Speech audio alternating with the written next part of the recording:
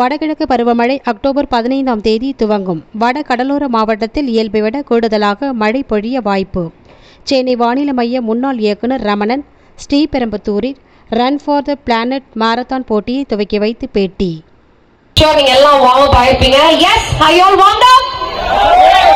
Fantastic guys, fantastic. Yes.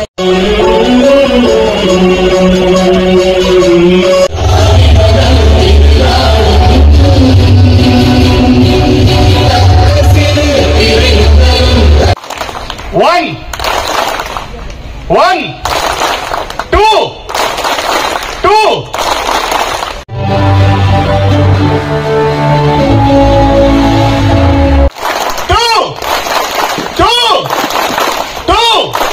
வெப்பம் உயர்ந்து இதுதான் காரணம். இதுதான் காலநிலை மாற்றம்.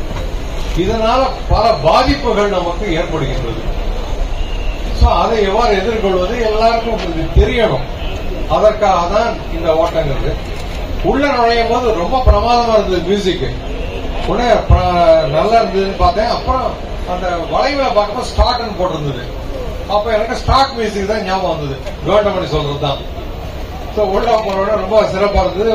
திருப்பியும் கொடி அசைக்கும் போது அந்த ஸ்டார்ட் மியூசிக் வரும். நீங்க எல்லாம் ஓட ஆரம்பிச்சிட போறீங்க. அதுதான் இந்த காலநிலை மாற்றம் பத்தி ஒரு ரெண்டு சின்னதா சொல்றேன். வேற ஒண்ணும் இல்ல. இன்றைக்கு ஒரு பதிவு செய்யப்பட்ட உயர்ந்தபட்சம் 37 வச்சுங்க. ஒரு 30-40 வருஷத்துக்கு முன்னாடி இருந்தா 34 தான் இருந்திருக்கும். 2 இல்ல 3 டிகிரி இன்க்ரீஸ் ஆயிருக்கு ஒவ்வொரு நகரத்திலையும். இதனால பல பாதிப்புகள் ஏற்படுகின்றது. அந்த பாதிப்புகள்னு சொன்னா அது கிட்டத்தட்ட ஒரு மணி நேரம் லெக்சரா போயிடும். அதனால அது இன்னொரு நாளைக்கான ஒரு வாய்ப்பு கிடைக்கும் போது உங்களுக்கு கண்டிப்பா சொல்றேன். இதற்கு காரணம் என்னன்னா உலகளாவிய வெப்பம், குளோபல் வார்மிங் சொல்லுவாங்க. சில வாய்ப்புகள் அதிகரிச்சிருக்கு. அதனாலதான் வெப்பம் உயர்ந்திருக்கு. அடுத்தது நகரமயமாதல். வனங்கள்லாம் அழிக்கப்பட்டு மரங்கள்லாம் நீக்கப்பட்டு கட்டிடங்கள் வந்தது காரணம் வளர்ச்சிருந்த இன்றியமையாதது. இதை எவ்வாறு எதிர்கொள்வதால கண்டிப்பா பேசுறேன். இருந்தாலும் இதை மைய கருத்தை வைத்து இன்று நடக்கக்கூடிய நிகழ்ச்சியை துவக்குவதில் நான் மிகுந்த மகிழ்ச்சி அடைகின்றேன்.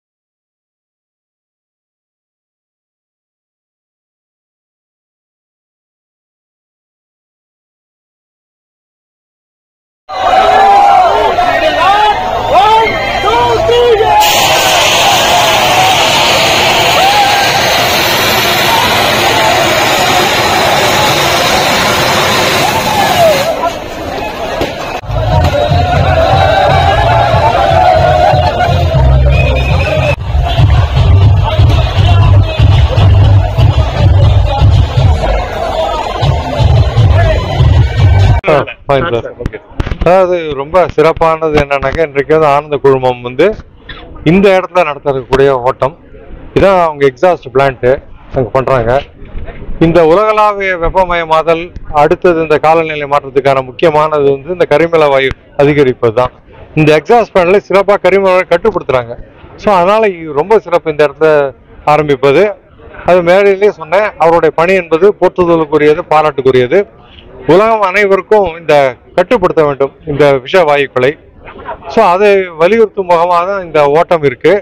ரன் ஃபார் த பிளானட்னு சொல்லி அனைவருக்கும் இந்த மைய கருத்தை தெரிவிப்பதற்காக, அனைவரும் புரிதல் ஏற்பட வேண்டும் என்பதற்காக இந்த சிறப்பு ஓட்டம் நடைபெறுகிறது.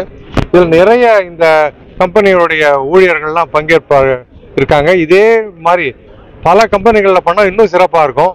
ஒரு பாதுகாப்பான உலகத்தை வருங்காலத்திற்கு நம்ம கொடுப்பதற்கான ஒரு வாய்ப்பு ஏற்படும் என்று சொல்லி என் நன்றி பாராட்டி விடைபெறுகிறேன். இந்த வருடம் வடகிழக்கு பருவமழை எந்த அளவுக்கு சார் தெரியும்? அதாவது வடகிழக்கு பருவமழையை பொறுத்தவரையிலும் ஒவ்வொரு ஏஜென்சியும் ஒன்று சொல்லுவாங்க.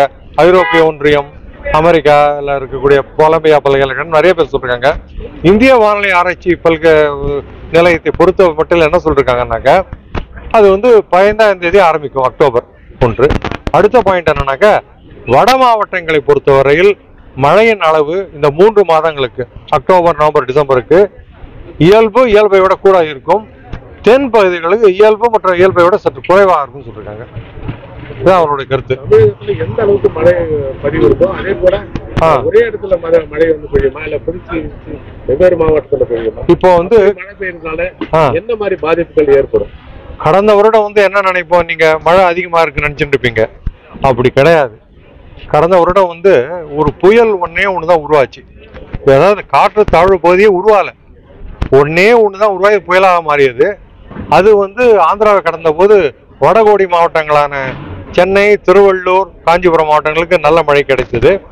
அடுத்தது குமரிக்கடல்ல ஒரு மேலடுக்கு சுழற்சி வந்தது. அதன் காரணமாக தென் மாவட்டங்கள்ல நல்ல மழை கிடைச்சது. அதாவது திருநெல்வேலி, தென்காசி, தூத்துக்குடி, குமரி மாவட்டம் இருக்கலாம். ஆனால் வட உள் மாவட்டங்களுக்கு மழையே கிடையாது. இன்ஃபேக்ட் எடுத்துட்டீங்கன்னா கள்ளக்குறிச்சியில் 55 விழுக்காடு இயல்பை கடலும் குறைவு, பல மாவட்டங்கள் குறைவா இருந்தது. ஸோ அதுக்கு காரணம் என்னன்னா, ஒரு நிகழ்வும் உள்ள போகாத இருந்தது தான். அதனால தான் இன்ஃபேக்ட் பெங்களூர்லேயே உங்களுக்கு தண்ணி கஷ்டம் வந்தது இந்த வருஷம். ஆனால் இந்த வருடம் எதிர்பார்ப்பு எவ்வாறு இருக்கிறது என்றால், நிகழ்வுகள் வரும். கடலோர தமிழர், குறிப்பாக வட கடலோர தமிழர்ல நன்றாக மழை இருக்கும் என்று இந்த கணிப்புகள்லாம் சொல்கின்றது. ஸோ என்ன நடக்கிறது காலம்தான் பதில் சொல்லும். குறிப்பா சென்னையில மட்டும் எப்படி சார்? சென்னையில அதாவது வட கடலோர மாவட்டங்கள் சென்னை உட்பட்டு தான். அதனால ரொம்ப பயங்கரமான மழையெல்லாம் ஒரு 5 நாள் முன்னாடி சொல்ல முடியும். இது காலநிலை இந்த எவ்வாறு இருக்குங்கிறது ஒரு திசையை காட்டும். இயல்பா இருக்குமா, இயல்பை கூட இருக்குமா, குறைவா இருக்குமான்னு. எந்த அளவுக்கு மழை பெய்யும், அதிகன மழை பெய்யுமா அப்படியெல்லாம்ங்கிறது ஒரு 5 நாட்களுக்கு முன்பு நம்ம அந்த வானிலை மையம் அறிவிக்கும் இல்லையா, அந்த அறிவிப்புல நம்ம தெரிஞ்சுக்கலாம் கண்டிப்பாக.